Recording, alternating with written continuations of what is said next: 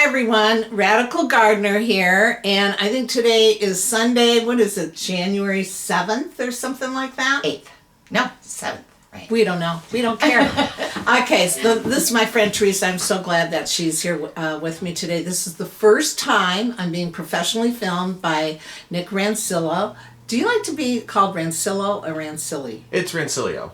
Rancilio. It's very Italian and very fancy. And Costello. I mean, get out of here. I'm a Romanian girl, so help. Okay, so anyways, two wonderful people, and Theresa is helping me kick this off in a very professional way. I've been just kind of winging it up until now. But I met Theresa this year. She really helped me with my garden. I was digging up the front lawn. She got me help to do that. And I just, as much as I love to garden, there's always lots of questions. I mean, you will never know everything ever. It's a mystery to everyone. Wouldn't you say it's still a mystery to you? Oh gosh, yeah. Yeah, I mean, it's always... Oh, yeah, always. Yeah. So I want Theresa just to, tell you a little bit about her background. So, I mean, how long have you been doing this? My freshman year of high school, I would think. Okay. Yeah. All right. So I had a job in a perennial garden my freshman year of high school. I worked in the mum fields. That's no longer there. Now I'm going to age myself. Across the street from Whitechapel Cemetery. There's houses there now, but it used to be mum fields years ago. Oh, wow, how beautiful. I know. Oh, wow. So I started there. I worked it was a perennial garden, so it was all perennial gardens, and I worked there for a few summers, and I didn't even try to do this. It just kind of, I think my spirit just kind of fell into it. Because I've been to school to do all sorts of different things, but gardening, I always just fell back into gardening. I started working at a store just out of high school in downtown Royal Oak called Enchanted Plant. That was a million years ago too. And I had some great mentors there that taught me all about indoor gardening, the indoor plants, indoor gardening, and it just kind of escalated after that. And then I know you had a store in Birmingham, right? Yes, the plant station. The plant station. I worked there for many years as well, and then I took over once the original owner retired. Okay. And now are you on your own? Are you just, I know you've been working for someone else and you've been doing a lot of landscaping and, things that are much more artful than most gardeners. I mean, you do pots and you do a lot of different things. You work for a higher end clientele. Yes. Yeah. So, and which is great. She does my outdoor pots and they're incredible. And I think I have an artistic eye until Theresa gets a hold of them and I realize I don't know anything. Yes, she does. We work very well together. So anyway, I haven't even discussed with you, even if you've got your eye on like whether you think there's going to be cooler temperatures or not, and that's not important. I think it's that this is something that I believe is happening that I've been studying, and so I just want to come to you and say, okay, so if we're right and there are colder temperatures coming and we are entering a grand solar minimum, it's like, how do we adapt to that, right? And so I want to just talk about what are some tips? Like I already know that raised beds is a way to go because your plants will be warmer if they're in pots and beds, and so, and I know that, we can get cloches and we can put things over our plants and protect them a little bit, and those are really easy solutions. But is there anything different we can do to the dirt? Or, I'm already looking for different varieties of plants that like cooler temperatures, yes, right? Cold tolerant stuff for sure. If I could back things up just a second. And I know that a lot of people are focused on this cold weather right now because we're having such a cold winter. Right. But back it up to the summer. Right. When people were having a hard time growing their tomatoes. And people were having a hard time growing their green peppers. Right. And all of your vegetables that need warm nights. Right. Our nights weren't warm enough. That's right. So think about that. Let's back it up, not to just right this second. That's right. But this past summer, a lot of people were getting tomato blight. A lot of people's tomatoes were green all the way into fall. They weren't ripening because there's a lot of stuff that we need warm nights to help ripen through the day. You may think because it's 95 degrees through the day that your vegetables are going to do good. Right. They also need those nighttime temperatures to be warm as well. Right. Right? So a lot of people ended up making fried green tomatoes this year. I did. Because your tomatoes weren't ripening, or putting them in a brown paper bag and putting them in the basement until they did. Think about this past summer. My green peppers were doing nothing. My red peppers didn't turn red. My yellow peppers didn't turn yellow because of our nighttime temperatures. Right. So yeah, we're going to have to look at the cooler varieties of vegetables, which it's going to be hard with your tomatoes. You know, it's going to be harder to garden, but it can be done. It can be done. And that's the point. Yeah. That's the point, is that you can thrive, you know, if you have the right information. And we'll show you this when spring comes. I'll show you. I have a tiny little greenhouse. Honest to God, that little greenhouse, and it's really secure. It's behind my garage and between my garage and my fence. That thing's never going anywhere. I don't care how high the winds are. It's just lodged in there. But I could just grow tomatoes and peppers in there if that's what I want. You know, if that's, you know. So, I mean, it's a really easy solution for that. Yeah. It's going to take a little bit more work. Right.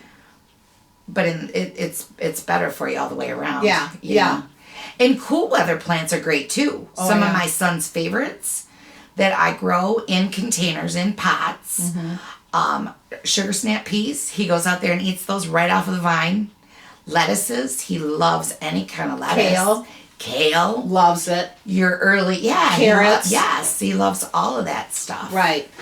And I made a video, an earlier video that gives you some of the names of the seeds, and I put the links underneath. That did really well for me last year. Did great for you last year. Oh my gosh. And I could never grow a carrot. I don't know what the hell my problem is with carrots, but I found this one variety of carrot. It's a purple carrot, and it was phenomenal. I not only planted it once, I planted it twice. Yeah, so you can get two plantings off of your cool weather stuff. Right. All your lettuces early, and then again later. Same with your peas and kale. Right.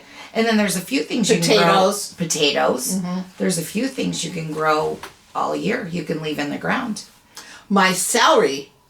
That's weird. My celery comes back every year. I don't know what that is. Yeah, but understand that a lot of stuff that comes back for Kate doesn't come back for the average person. My celery, it's like weird. It's the celery that won't go away. So just kind of taking it from there, you know, I had plants in my studio, and we were already talking about, you know, when winter comes, I had all those tropical plants in my backyard. Like, what the hell am I going to do with them over the winter? And that's when we realized, God, we've got all these fixtures that had fluorescent lights in them, which are bad. And we thought, why don't we just put in the grow lights, which are $4 a piece, and now they're very efficient. So your bill does not go up very much. So I talked to Theresa about moving the plants into the garage, and then at that time in my studio, which have now gone down into my basement. Well, that was a big aha moment as I was listening and educating myself about the Grand Solar Minimum. Is, wow, I could like grow food in my house. The reason this is important, you guys, is I'm addressing the urban gardener, the urban dweller. You're not going to go out on a farm and live. I mean, this is where you live. You may not have the money. You may not know the people. Maybe your job is here. Maybe this is where you're raising your kids. You know, there's a million reasons why people are going to not leave the city. So what are you going to do about being in the city, right? And community is really important. If your community is open to hearing you and coming together.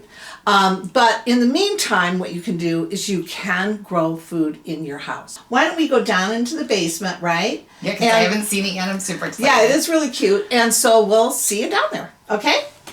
All right, so everyone, we are here in my basement, okay? And this is a basement that's cinder blocks.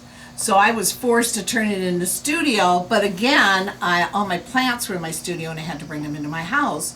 And this is where I had my aha moment that I could, excuse me, I could grow food in my house. So, Theresa, you can see that the plants are really doing pretty well down here. They are. We have the grow lights up here. This is just one grow light that is really taking care of all these plants. I even have a cactus you can see that's kind of trying to bloom, which is hilarious, right? And you'll see that you'll get some brownage on your leaves, but you also see all the new growth. You know, that's the plants do go into a little bit of shock when you're bringing them into a new environment. Well, But- they're coming from, you had these, she's got a beautiful backyard, which you'll see in the summer.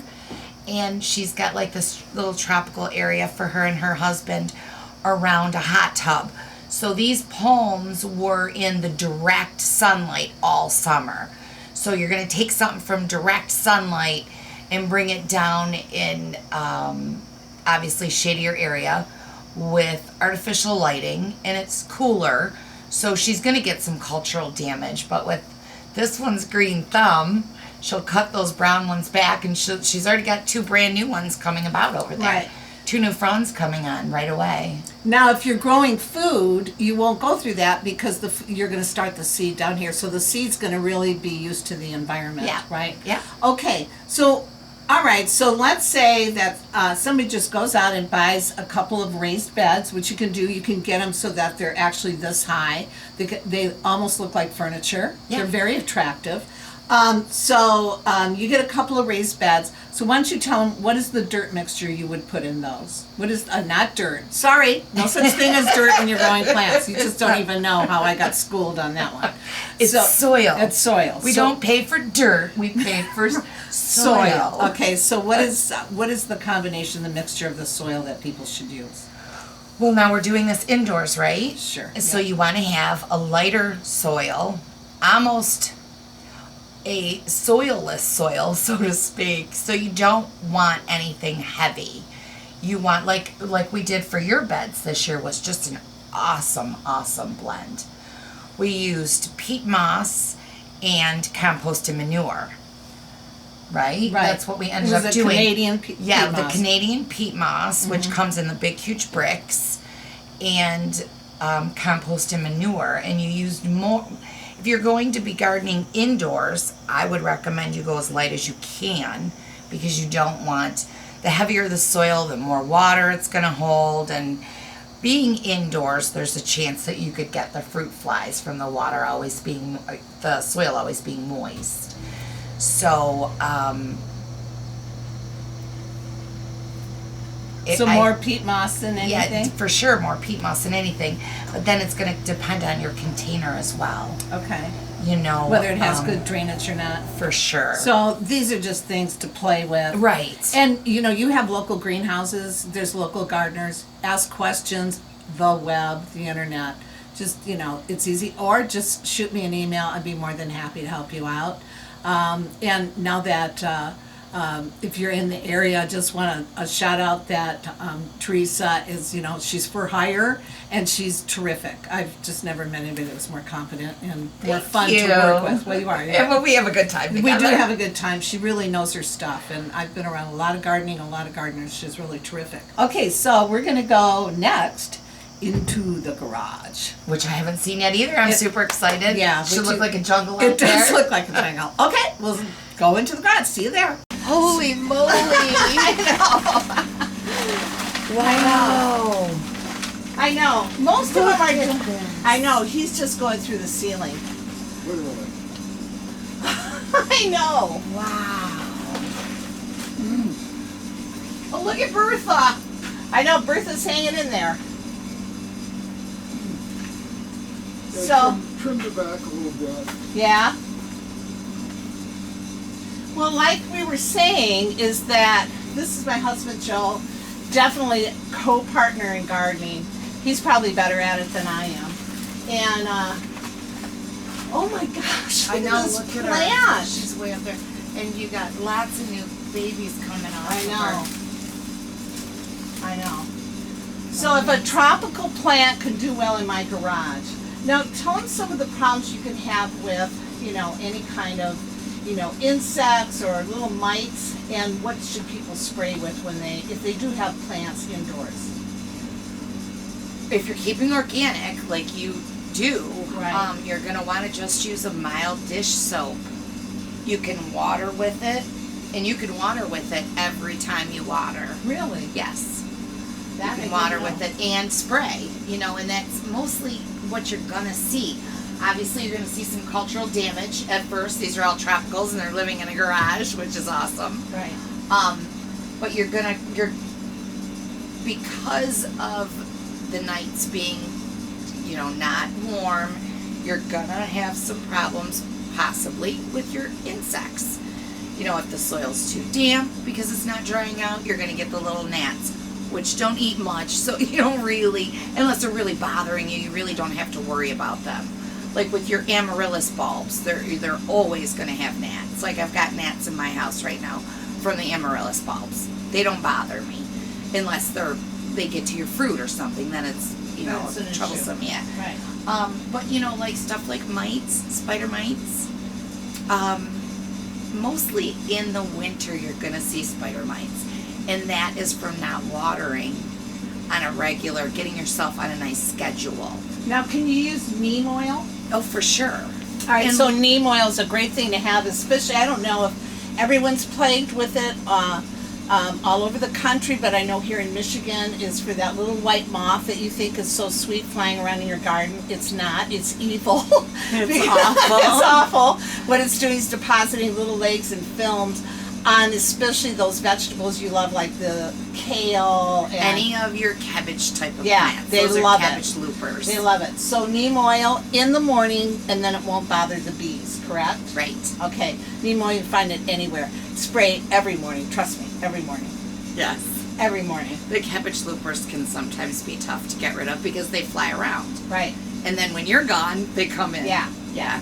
Little stickers. Now, neem Okay. oil is not the best scent. So for that indoors, Yeah. maybe not so much unless you're going to be gone for the day, and then it's okay.